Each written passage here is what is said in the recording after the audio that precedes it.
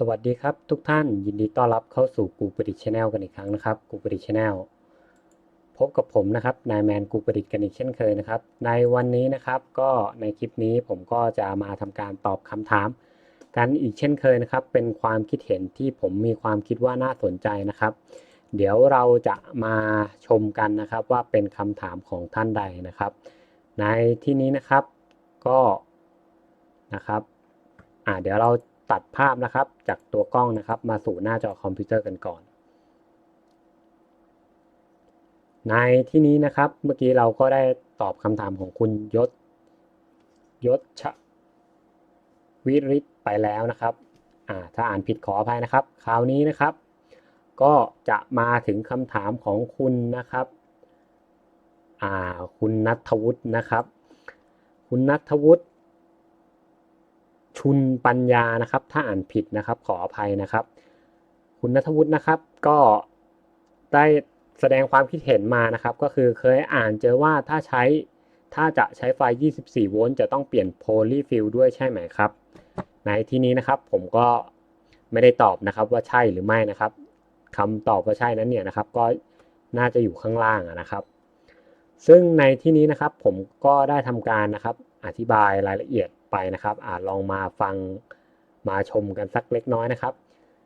คือในที่นี้ผมก็ได้อธิบายคุณณัฐวุฒิไปนะครับที่ผมใช้อยู่นั้นเนี่ยนะครับผมจะใช้ power supply อยู่ด้วยกันทั้งหมด2ตัวนะครับคือ12โวลต์กับ24โวลต์นะครับในฝั่งที่เป็น24โวลต์นะครับผมจะใช้ฟิลแบบรถยนต์นะครับแทนตัวโพลีฟิลนะครับที่สามารถทนกระแสได้สูงเพราะกระแส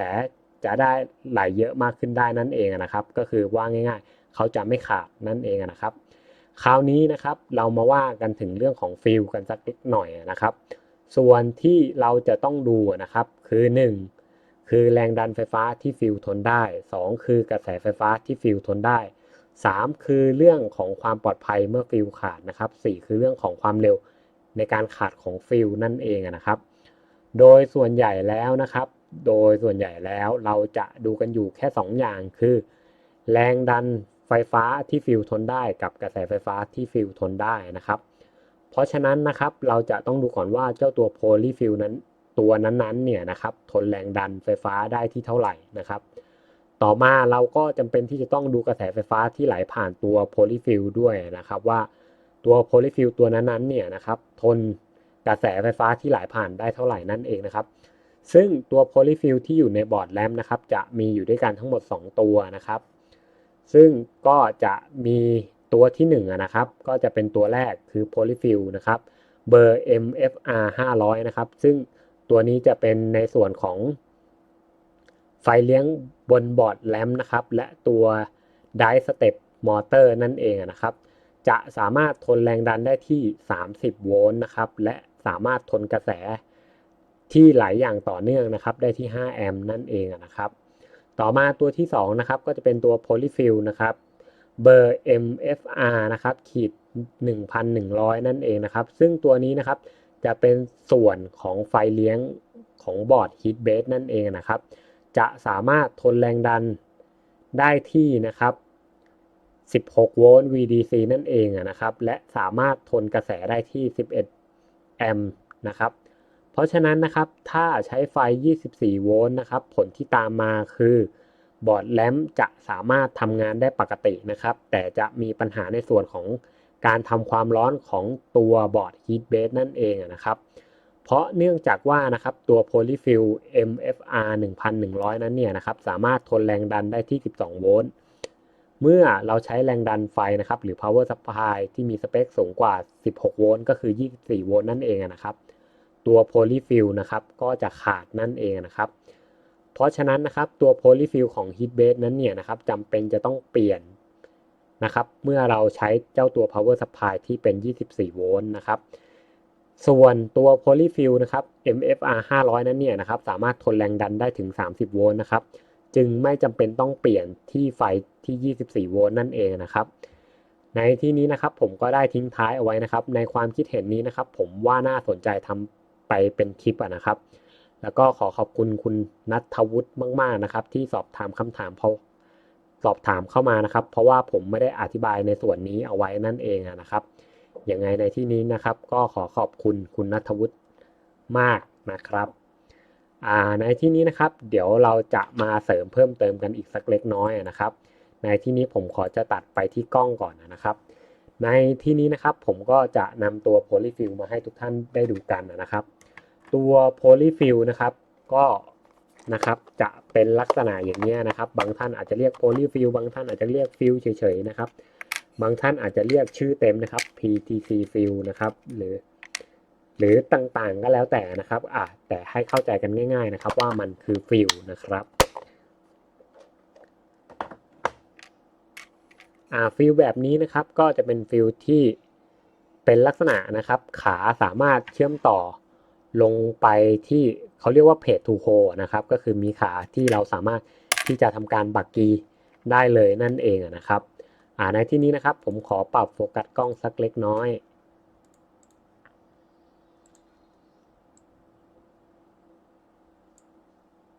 นะครับโอเคปึ๊บขอปรับสักเล็กน้อยนะครับในที่นี้ได้แล้วนะครับก็ยกตัวอย่างเช่นนะครับชื่อเขาอาจจะไม่ตรงนะครับตัวนี้เป็น GF11 นะครับ GF11 นั่นเองนะครับอันนี้คือฟิลนะครับส่วนอีกตัวหนึ่งนะครับก็จะเป็น B500 นะครับ B500 นะครับชื่อก็จะไม่เหมือนกันนะครับไม่เหมือน MFR นะครับเจ้าตัว MFR มาจากไหนคืออะไรนะครับในที่นี้นะครับผมก็จะพาทุกท่านนะครับให้เข้าไปดูถึงตัวบอร์ดแรมกันสักเล็กน้อยก่อนนะครับในที่นี้นะครับผมก็จะทำการเซิร์ชหานะครับแรมนะครับบอร์ดแรมในที่นี้นะครับผมก็เข้าไปที่แหล่งข้อมูลเดิมประจำนะครับก็คือ RAM Wikipedia นั่นเองนะครับในที่นี้นะครับตัวฟิลนะครับก็จะมีอยู่ด้วยกัน2ตำแหน่งนะครับถ้าคลิกเป็นรูปใหญ่ให้ทุกท่านได้ดูกันนะครับก็จะอยู่ในตำแหน่งตรงนี้นะครับ F1 นะครับก็จะเป็น MFR 500นะครับส่วนตัวด้านหลังนะครับ F2 MFR 1,100นะครับถ้าพูดง่ายๆนะครับฟิลตัวหน้านะครับฟิล1เนี่ยนะครับสามารถทนกระแสไหลได้ที่5แอมป์นะครับส่วนตัว F2 นั้นเนี่ยฟิลตัวที่2นั้นเนี่ยสามารถทนกระแสไหลได้ที่11แอมป์นั่นเองนะครับต่อมานะครับเดี๋ยวคราวนี้นะครับเราจะไปดูรายชื่อของและรายชื่ออุปกรณ์กันนะครับโอเคผมอยู่ในคอมพิวเตอร์กับทุกท่านนะครับ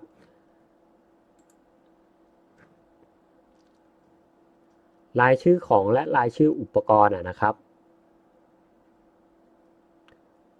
นั่นก็คือตรงนี้นะครับ F1 นะครับคือฟิลนะครับเดี๋ยวเราจะไปดูรายการอุปกรณ์ข้อมูลกันนะครับรายการข้อมูลอุปกรณ์นะครับในที่นี้นะครับเราจะลงไปด้านล่างนะครับเขาจะเขียนว่านะครับฟิลตัวที่1 F1 นั้นเนี่ยคือ PTC นะครับ Resetable Field นะครับ30โวลต์นะครับกระแสไหลได้ที่5แอมป์นะครับทิปได้ที่10แอมป์นั่นเองนะครับตัวนี้นะครับต่อมาตัวที่2นะครับก็คือ PTC Resetable Field นะครับโฮที่11แอมป์นะครับก็คือกระแสไหลได้ที่11แอมป์นั่นเองนะครับในที่นี้นะครับเขาก็จะมีบอกถึงตำแหน่งร้านที่จำหน่ายของอุปกรณ์ด้วยนะครับเราเข้ามาดูตรงนี้นะครับซึ่งเขาก็จะลิงก์ไปที่เว็บไซต์ DigiKey นะครับเป็นเว็บขายอุปกรณ์อิเล็กทรอนิกส์รายใหญ่ของโลกนั่นเองนะครับเดี๋ยวเราจะเข้ามาดูใน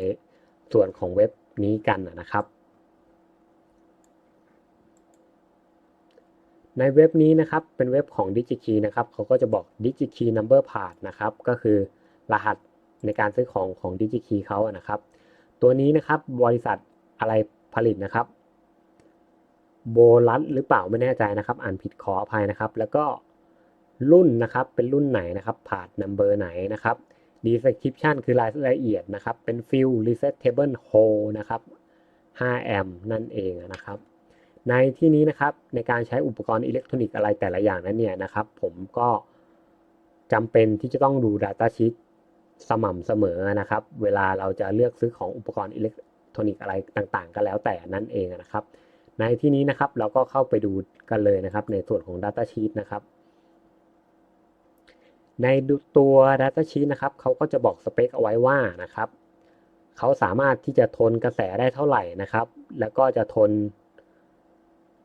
แรงดันไฟได้ขนาดไหนนะครับในที่นี้นะครับเขาก็บอกคุณสมบัติของเขามานะครับว่าเขาเป็นโหลดนะครับเป็น lead free อะไรต่างๆก็แล้วแต่นะครับใช้งานในประเภทไหนนะครับ general electronic ก็คืองานอิเล็กทรอนิกส์ทั่วไปนะครับคอมพิวเตอร์แล้วก็อุปกรณ์ต่อพ่วงทั้งหลายแล้วก็อุปกรณ์ออโตโมทีฟนะครับแอปพลิเคชันนะครับในที่นี้นะครับเราก็จะมาดูกันนะครับ MFR-500 นะครับในที่นี้เขาสามารถทนแรงดันได้ที่30โวลต์นะครับเพราะฉะนั้นไฟ24โวลต์ก็จะไม่มีปัญหาอะไรทั้งสิ้นนะครับกระแสที่ไหลผ่านนะครับ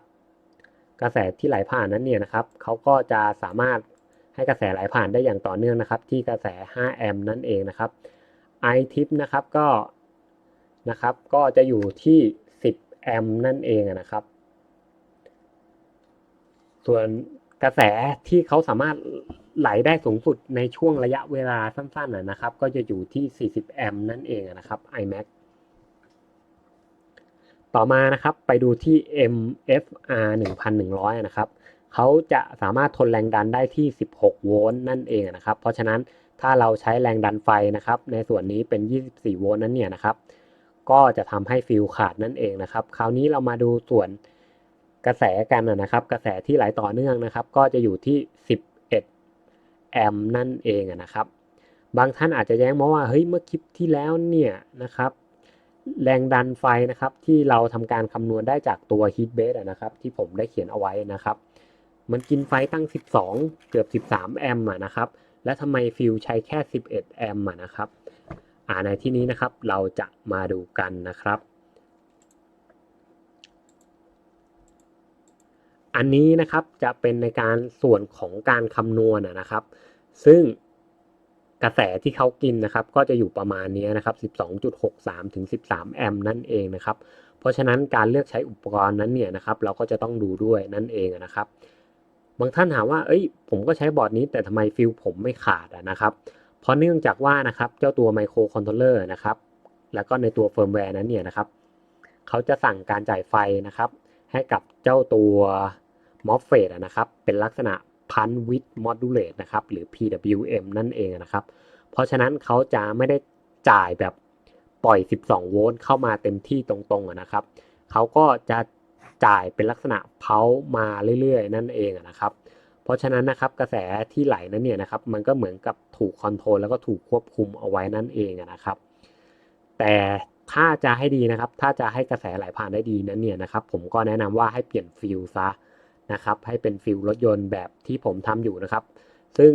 แบบที่ผมทำนั้นเนี่ยกระแสมันก็จะไหลได้ดีขึ้นนั่นเองนะครับในที่นี้นะครับก็จะบอกให้ฟังเป็นในลักษณะนี้นะครับคราวนี้นะครับไปดูกันต่อในหน้า DigiKey นะครับในหน้าส่วนของ Data Sheet นะครับในที่นี้นะครับเขาก็จะบอกสเปคแล้วก็บอกเอาไว้นะครับว่าเขาสามารถทำงานได้ที่เท่าไหร่นะครับทนอุณหภูมิได้ขนาดไหนนั่นเองนะครับในนี้ก็จะเป็นในส่วนของ Specification นะครับของเขานะครับ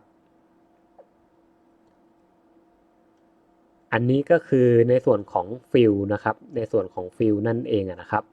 ต่อมานะครับก็จะมีฟิลอีกตัวหนึ่งเช่นเดียวกันนะครับก็อาจจะเป็นคนละบริษัทอาจจะเป็นคนละยี่ห้อนะครับแต่ก็คือใจความหลักๆนั้นเนี่ยก็คือ MRF 1100นะครับแต่พอไปเป็นยี่ห้ออื่นก็จะเปลี่ยนยี่ห้อไปนั่นเองนะครับถ้าเรากดคลิกแล้วเราเลือกดูนะครับในที่นี้นะครับเขาก็จะบอกว่าเป็น RGEF นะครับ1100นะครับก็คือเป็น Poly Switch REG Series 11แอมป์นะครับโฮในที่นี้นะครับก็เดี๋ยวเราจะไปดูในคู่มือ Data Sheet กันนะครับในตัว Data Sheet นะครับเขาก็จะเขียนว่าเป็น Poly Switch นะครับ PTC device นั่นเองนะครับ ในที่นี้นะครับเขาก็จะบอกเอาไว้อย่างชัดเจนว่าเขาทนได้16โวลต์แม็กนะครับถ้าใช้24โวลต์นั้นเนี่ยก็จะขาดนะครับส่วนกระแสนั้นเนี่ยนะครับก็ current max นะครับที่100แอมป์นะครับเพียงชั่วระยะเวลาหนึ่งเท่านั้นนะครับสั้นๆไม่ยาวนะครับกระแสที่เขาสามารถไหลผ่านได้ต่อเนื่องนะครับก็คือ11แอมป์นั่นเองนะครับในที่นี้นะครับก็ตามสเปคคู่มือตัวนี้เลยนะครับในที่นี้นะครับ Data Sheet อันนี้ก็จะมีเพียงเท่านี้เท่านั้นเองนะครับคู่มืออะไรต่างๆนะครับเขาก็จะอยู่ในนี้นะครับเพราะฉะนั้นนะครับคำตอบที่ได้ถามว่าจำเป็นที่จะต้องเปลี่ยนฟิลไหมนะครับก็จำเป็นที่จะต้องเปลี่ยนฟิลนะครับแต่สิ่งหนึ่งนะครับที่ผมอยากจะบอกกล่าวกันสักเล็กน้อยนะครับในการที่เราจะทำการไปใช้ไฟ24โวลต์นะครับทั้งในส่วนของตัวบอร์ดแลมป์เองก็ดีหรือว่าในส่วนของฮีทเบสก็ดีนั้นเนี่ยนะครับเราจำเป็นที่จะต้องดูอุปกรณ์อื่นๆด้วยนั่นเองนะครับ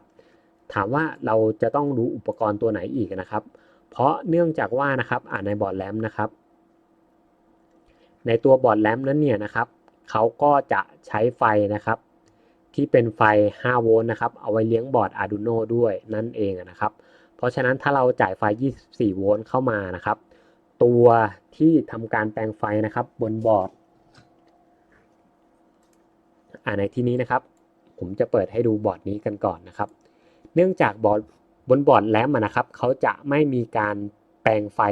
จะไม่มีตัวเลกูเลเตอร์ที่แปลงไฟนะครับลดระดับแรงดันไฟให้นะครับเพราะฉะนั้นนะครับตัวลดระดับแรงดันไฟนั้นเนี่ยนะครับก็จะมาอยู่บนบอร์ด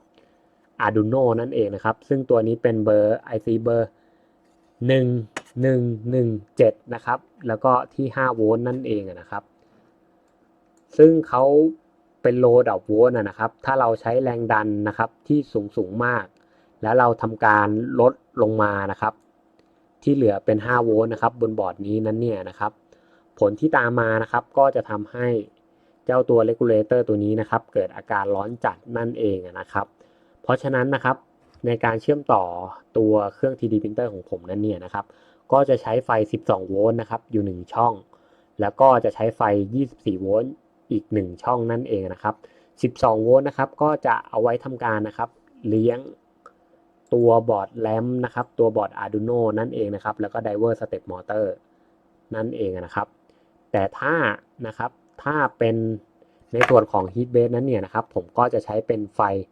ที่มีขนาดแรงดัน24โวลต์นะครับซึ่งแรงดันไฟ24โวลต์ตรงนั้นเนี่ยนะครับจะไม่ไหลเข้ามาในนี้นะครับเขาจะอยู่บนแค่บอร์ดแลมป์นั่นเองนะครับแล้วก็ผ่านมอสเฟตแล้วก็ส่งต่อไปให้ตัวแผ่น Heat Base นั่นเองนะครับ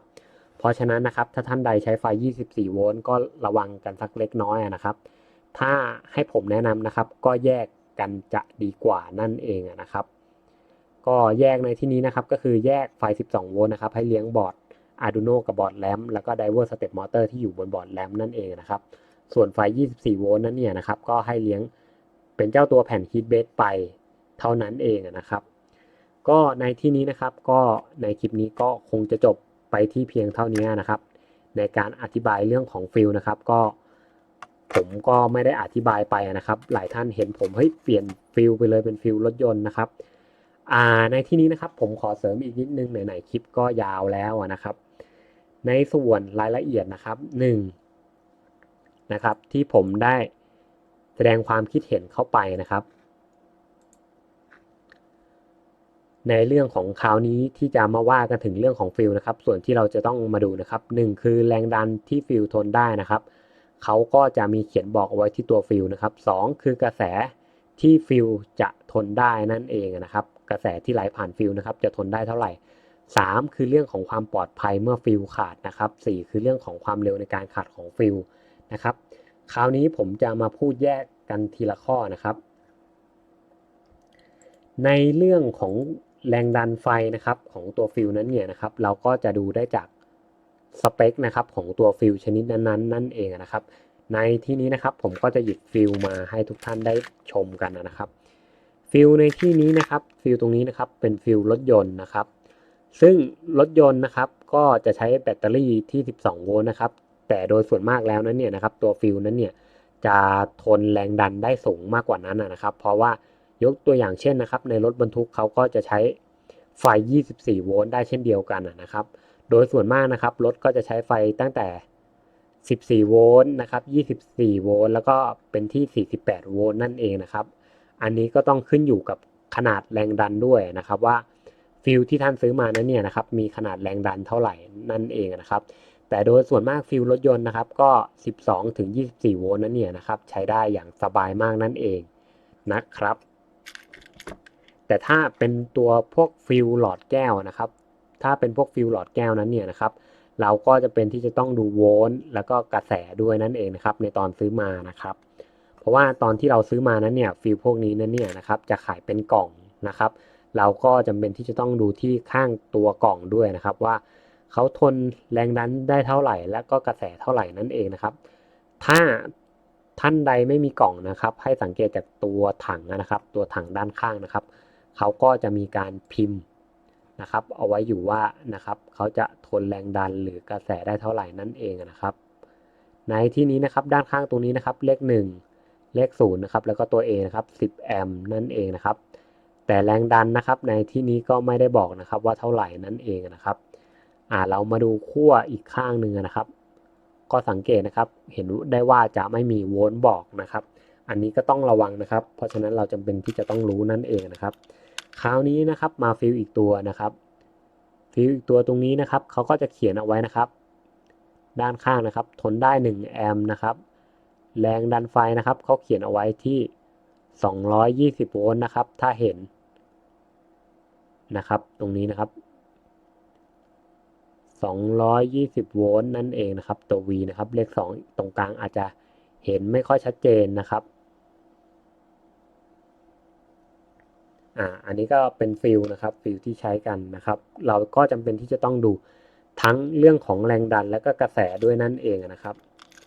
ถ้ายกตัวอย่างนะครับฟิลตัวนี้นะครับเป็นฟิลอย่างดีนะครับเดี๋ยวเรามาดูนะครับในที่นี้นะครับเขาเขียนเอาไว้ว่า20แอมป์นะครับอันนี้เป็นฟิลตัวเก่าแล้วนะครับแล้วก็นะครับฟิล20แอมป์นะครับเป็นไฟแรงดันเท่าไหร่ไม่ได้บอกนะครับแรงดันไฟเท่าไหร่ไม่ได้บอกอันนี้ก็จะไม่มีนะครับก็จะมีติดอยู่ที่ตัวกล่องเขานั่นเองนะครับต่อมานะครับอันนี้ก็จะเป็นฟิลอีกประเภทหนึ่งนะครับเป็นฟิลที่มีขาสำเร็จรูปมาแล้วเรียบร้อยนะครับในที่นี้นะครับเดี๋ยวเราจะมาดูด้านข้างกันนะครับในที่นี้นะครับอันนี้เป็นฟิลที่มีราคาค่อนข้างสูงนะครับตัวการพิมพ์ตัวอักษรจะชัดเจนนะครับฟิลตัวนี้ทนกระแสได้ที่10แอมป์นะครับแล้วก็แรงดันไฟที่250โวลต์นั่นเองนะครับนะครับแบบนี้นะครับเขียนจะชัดเจนนะครับมีมาตรฐานเต็มที่รับรองนะครับเพราะฉะนั้นนะครับเราในการเลือกซื้อฟิลนั้นเนี่ยนะครับโดยส่วนใหญ่อย่างที่ผมเคยบอกไปนะครับโดยส่วนใหญ่เราจะดูกันที่แรงดันและก็กระแสไฟฟ้านั่นเองนะครับต่อมานะครับเรื่องของความปลอดภัยของฟิลนะครับเมื่อในกรณีที่ฟิลขาดนะครับฟิลบางตัวนะครับท่านอาจจะเคยเจอว่าฟิลบางตัวนะครับจะหุ้มกระเปาะของเขาเองนะครับได้เป็นในลักษณะของตัวเซรามิกนะครับอันนี้ผมไม่มีฟิลเซรามิกนะครับก็ต้องขออภัยด้วยนะครับแต่อันนี้จะยกตัวอย่างมาอันนึงนะครับฟิลตัวนี้นะครับเป็นฟิลเซรามิกนะครับที่เอาไว้ใช้ในบอร์ด 3D printer นะครับก็คือเจ้าบอร์ดนี้นั่นเองนะครับซึ่งจะเป็นฟิลตัวด้านล่างตัวนี้นะครับขาทองนะครับซึ่งตัวถังนะครับเขาจะเป็นตัวกระเบื้องนะครับถามว่านะครับทำไมถึงเป็นกระเบื้องนะครับเพราะเนื่องจากว่านะครับฟิลที่เขาเป็นกระเบื้องนั้นเนี่ยนะครับเขาก็จะพอเวลาขาดเขาก็จะมีความปลอดภัยที่ค่อนข้างสูงนะครับเนื่องจากว่าพอเวลาขาดนั้นเนี่ยนะครับประกายไฟที่เกิดขึ้นนะครับในตอนที่ขาดนั้นเนี่ยนะครับเขาก็จะผ่านออกมาได้ยากแล้วก็กระแสไฟฟ้าที่จะกระโดดข้ามออกมาที่ตัวฟิลนั้นเนี่ยนะครับก็จะทำได้ยากเช่นเดียวกันนั่นเองนะครับเพราะฉะนั้นนะครับการใช้ฟิลที่เป็นไส้ที่มีภายนอกนะครับที่นอกเหนือจากแก้วนั้นเนี่ยที่เป็นเซรามิกนั้นเนี่ยนะครับเขาก็จะช่วยเซฟตี้เรื่องของความปลอดภัยในกรณีที่ขาดได้นั่นเองนะครับในที่นี้นะครับฟิลตัวนี้ก็จะเป็นฟิลขนาด5แอมป์นะครับไซส์เล็กนะครับนั่นเองนะครับเพราะหลายๆท่านนะครับถ้าท่านใดเคยเจอนะครับพอเวลาฟิลขาดนะครับกระเป๋อแก้วนะครับบางท่านนะครับอาจจะเคยเจอในกรณีที่ฟิลขาดแบบรุนแรงนะครับกระเป๋อแก้วตรงนี้นะครับอาจจะขาด หรือว่าระเบิดออกมานั่นเองนะครับพอระเบิดเขาก็จะมีสะเก็ดไฟนะครับไปตกลงอยู่บนบอร์ด PCB ได้นั่นเองนะครับพอมีสะเก็ดไฟนะครับอาจจะทำให้อุปกรณ์ช็อตนะครับหรือว่าสะเก็ดตรงนั้นนะครับมีชิ้นส่วนของตัวโลหะอยู่นะครับพอมีชิ้นส่วนของตัวโลหะอยู่นั้นเนี่ยนะครับก็อาจจะไปช็อตอุปกรณ์บนบอร์ดได้นะครับเพราะฉะนั้นเขาจึงจำเป็นที่จะต้องใช้ฟิลที่มีการป้องกันที่ดีมากขึ้นนั่นเองนะครับเป็นฟิลที่มีกระเป๋าเป็นตัวเซรามิกนั่นเองนะครับบางอันก็จะมีเป็นโพลีฟิลนะครับอย่างนี้นะครับได้นะครับหรือว่าอาจจะเป็นฟิลชนิดต่างๆนะครับอันนี้ก็แล้วแต่ละท่านเลือกใช้นะครับว่าจะใช้เป็นฟิลแบบไหนนั่นเองนะครับเพื่อความปลอดภัยนะครับ